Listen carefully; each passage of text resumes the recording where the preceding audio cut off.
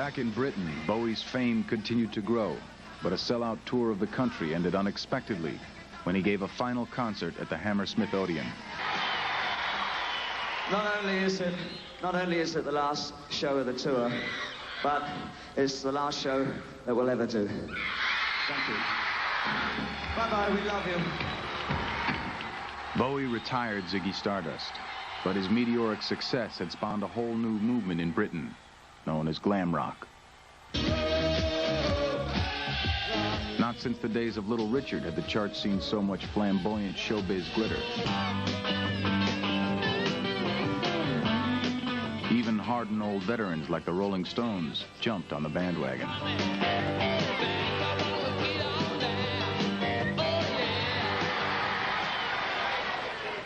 By June 1974, Bowie was ready for something new, another assault on America. I'm an alligator.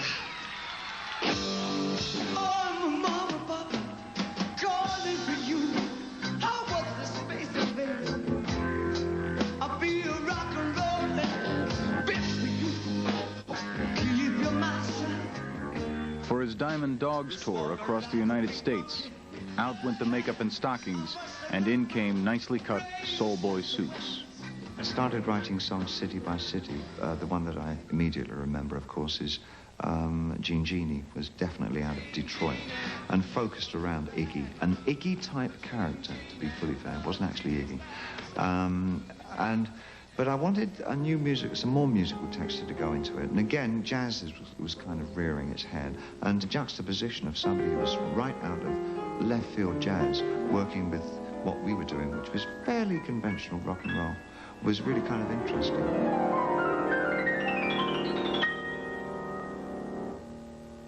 When I played the tune Time during the Diamond Dogs tour, it was a very theatrical tour.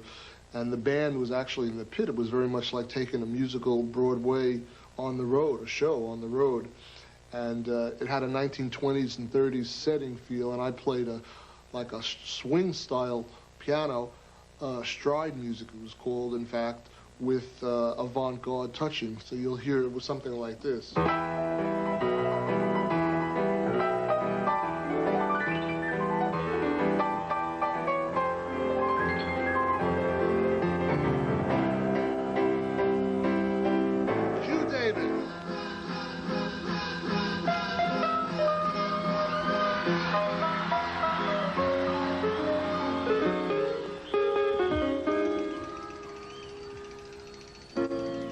Time is waiting in the wings.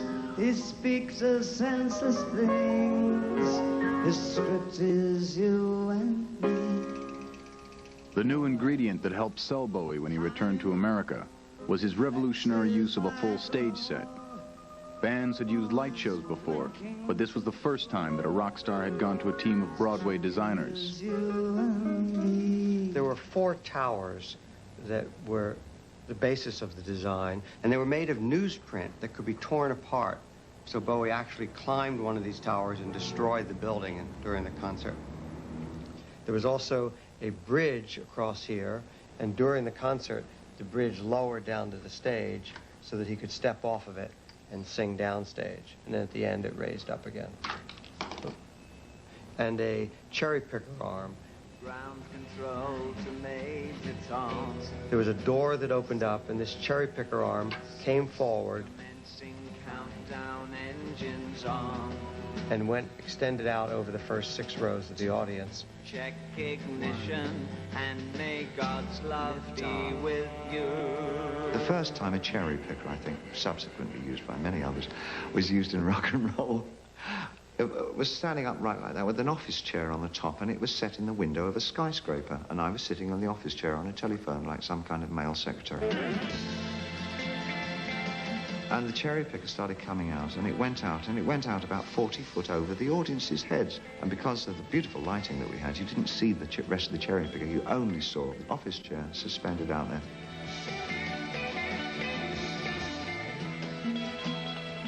At the end of the song finished, I put the telephone back in its cradle. The bloody thing didn't go back.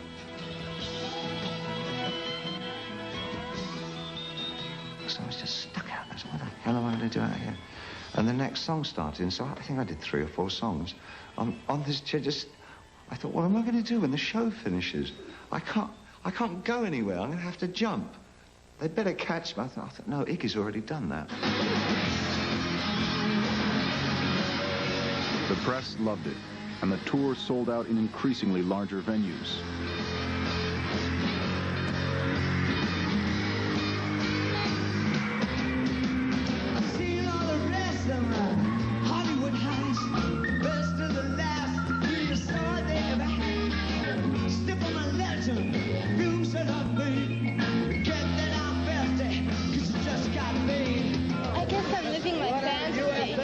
What's your fantasy? Bowie. He represents it all to me. Excitement, space. See, I'm just a space cadet. He's the commander.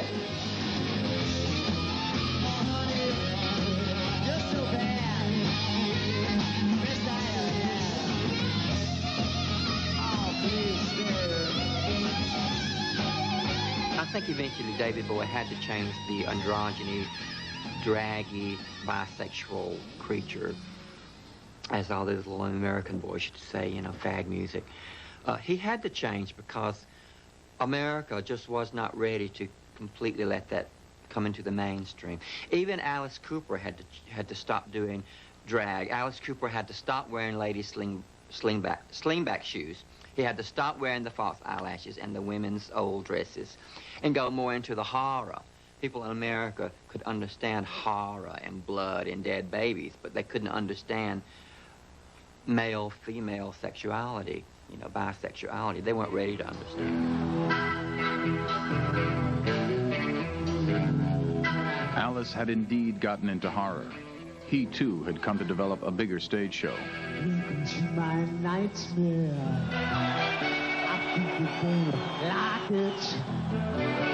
I think you're gonna feel it loud. It got to a point where we were drawing enough people where we could see, well, we could do a football stadium. We could go ahead and do a football, but in order to fill that kind of a stadium, we had to do a bigger show. And we had the means to do it. We actually had the money to do it, so we did.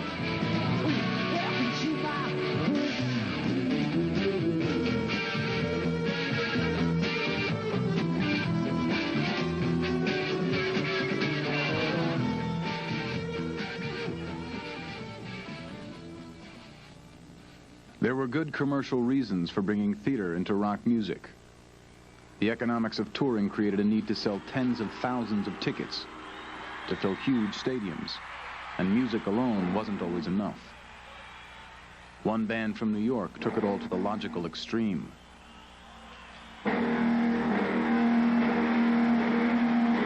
With their pyrotechnic stage show, Kiss would sell more records than Bowie, Alice Cooper, and Lou Reed combined. When we were growing up, I imagine there were many people who were drawing pictures of the race car that they wanted to own someday. I think we probably were different in that during school, we were probably drawing pictures of what the ultimate stage would look like for a rock and roll show. The difference was we reached a point where we would take that drawing to somebody and say, build this. This is the model of the Kiss Destroyer Tour in 1976. And one of the main elements here was to bring them up and over the amps and down these stage steps left and right, and so that they had energy that could attack the stage.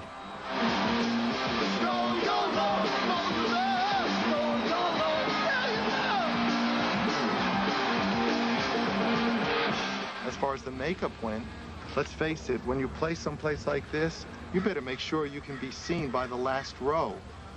You want to know that somebody down there doesn't look on the stage and go, is that an ant? Or is that Paul? Is that Gene?